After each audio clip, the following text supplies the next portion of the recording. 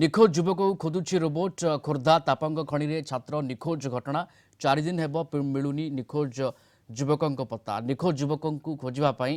जोरदार प्रयास चली राउरकेला एनआईटी स्वतंत्र रोबोट उद्धार कार्य में सामिल होती गत सोमवार दिन रिल्स कला बेले खसी पड़ते युवक।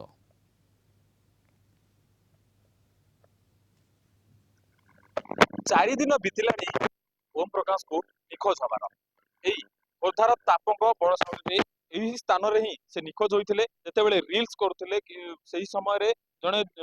सांग बुड़ी जाता बेले उद्धार करने को जाई सी निजे निखोज हो जाते तेबे उद्धार करने प्रथम अग्निशम बाहिनी पर ओड्राफ एवं इंडियन नाभी घटनास्थल में पहुंची गतकाली खोजाखोजी करते आज खोर्धा जो रही एनआईटी सेठार एक रोबोट आसी टीम आसी रोबोट माध्यम खोजापी प्रयास जारी रखिंट तेज जब देखा आम गवर्नमेंट पक्षर समस्त प्रकार चेष्टा जारी रही समस्त टीम खोजुंट किभली भाव में उद्धार कर स्थान अच्छा जो स्थान से बुड़ी थे से स्थान खोजा जा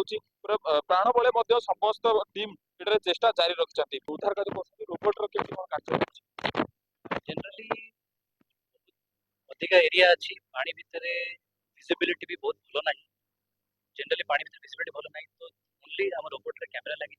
प्लस कैमरा सहित अलग टेक्नोलोजी भी लगी तो आम साउंड माध्यम सोनार माध्यम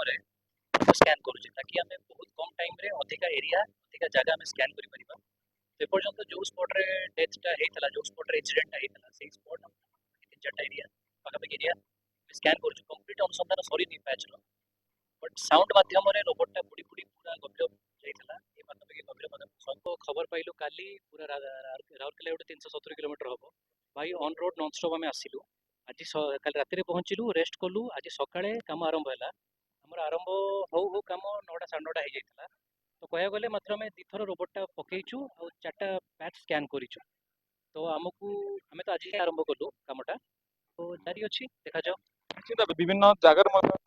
जो 100 फुट 150 फुट तलक जाकि तार विभिन्न जो जिनस रही तले तार